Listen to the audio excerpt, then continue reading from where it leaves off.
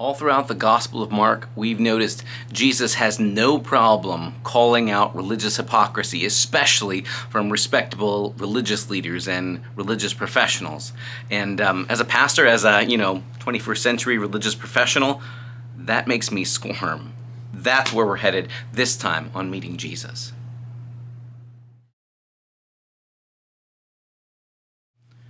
So we've been working our way through the Gospel according to Mark, and here we are now late in the 12th chapter of Mark's Gospel, in the time period that we call Holy Week, when Jesus is there in the temple in Jerusalem, days away from his trial, his crucifixion, and the events that we celebrate on Good Friday and Maundy Thursday, Holy Saturday, and Easter Sunday. And even though Jesus has, throughout the Gospel, had no problems at all calling out hypocrisy where he sees it. It's like the gloves have come off here in these final days as everything sort of builds to a head, to a climactic fever pitch here. And there are two scenes late in chapter 12 that, when you see them side by side, not only accentuate Jesus calling out that hypocrisy, but maybe reframe a story we had heard before and didn't really understand. Let's start first with chapter 12, verses 38 and following. Jesus says this.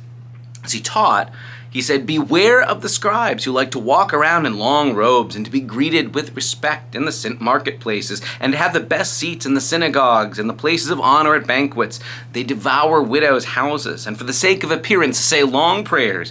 They will receive the greater condemnation." Jesus is unloading on the respectable religious leaders, the scribes, people who aren't just like lawyers in the sense that we think of in our culture, people who work in a courtroom, that kind of thing. But these are people who are experts in the written law of the Torah, who know the commandments, who can cite chapter and verse, who are known as respectable religious leaders, and who will insist on their piety. And as Jesus points out, it becomes sort of a whole way of life to show off your piety, to wear long robes so everybody can identify you in town. That's one of the scribes, right? Who like being local celebrities, recognized at the marketplace, who are known by everybody spotting them in public worship, right? There they are in the synagogue every week, being respectable. They say long prayers, right? So everybody can notice their piety. And yet, Jesus' concern is not that they pray or that they go to synagogue. These are fine things.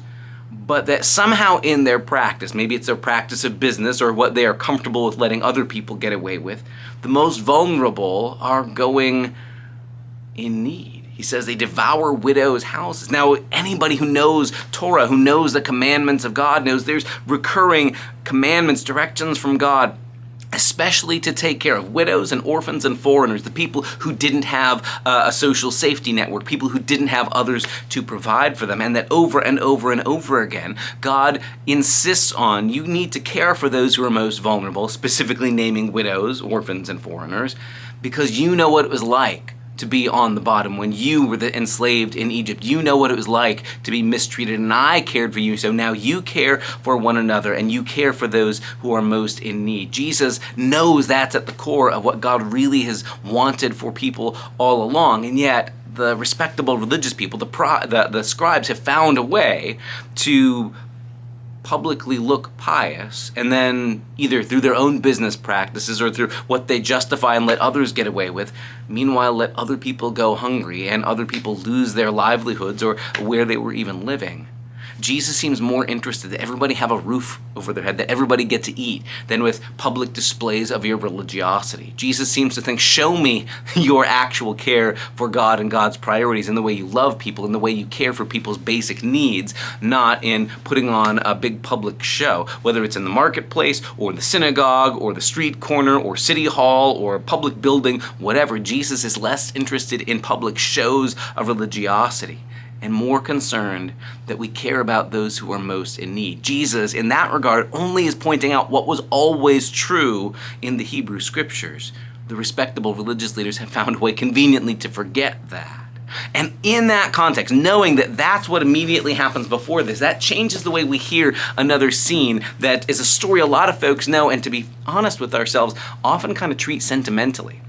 The next scene, still in the temple, still Holy Week, he sat down opposite the treasury of the temple, and watched the crowd putting money into the treasury. Many rich people put in large sums. A poor widow came in and put in 2 small copper coins, which are worth a penny. Then he called his disciples to them and said to them, "Truly I tell you, this poor widow has put in more than all those contributing to the treasury.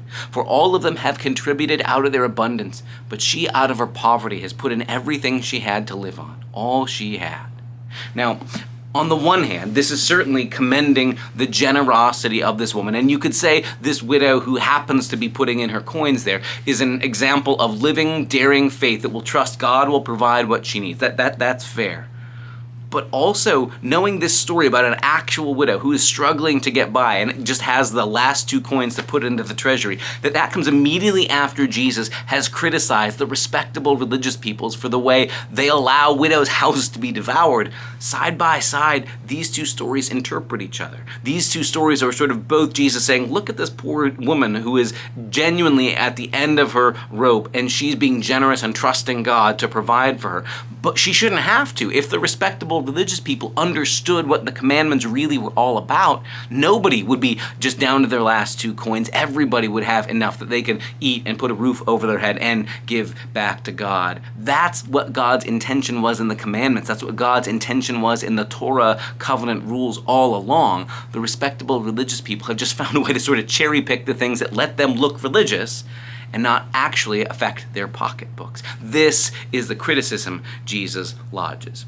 Now, once you see that going on in Mark's gospel, the scribes look terrible, right? These are people who, my goodness, they're so professionally and publicly religious, and yet they've missed the point of what God has really wanted from people all along. That's terrible. It's really easy to leave that criticism in the first century and go, boy, those scribes, they sure didn't understand. I'm so glad we church folk now have gotten it all figured out.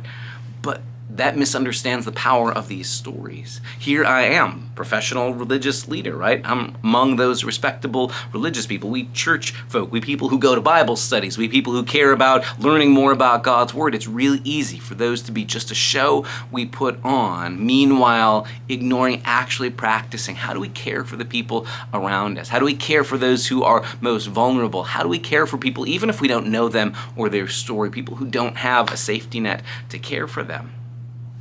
That's a recurring concern for Jesus. And Jesus really isn't inventing this. He's simply saying this was what was there in the Torah, in God's commandments, in the law all along. If you had ever bothered to get beyond just memorizing things to put on a show, if you'd ever gotten beyond just sort of putting on a public display to show people you're religious and actually understood this is what God cared about, you'd practice things differently. In the end, Jesus has always been much less interested in putting on a show of religiosity, and instead in being people who live out the love of God for those who are most vulnerable. Widows, orphans, foreigners, that triad becomes a sort of a shorthand for all those who are vulnerable.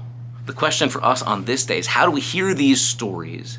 Let them both lift up those who are vulnerable. This poor widow is indeed generous and faithful, but also where this story might critique us, where you and I need to have our priorities rearranged and maybe be less concerned with putting on a public face of religiosity and more interested in, even behind the scenes, even if nobody notices, what are ways we can care for those who are most in need. That's the conversation we're having this week in Meeting Jesus. So join us 1 o'clock on Thursdays here at Community of Christ to wrestle with the scriptures together, or catch up here in these video summary sessions too. Either way, thanks for being a part of the journey as together we meet Jesus.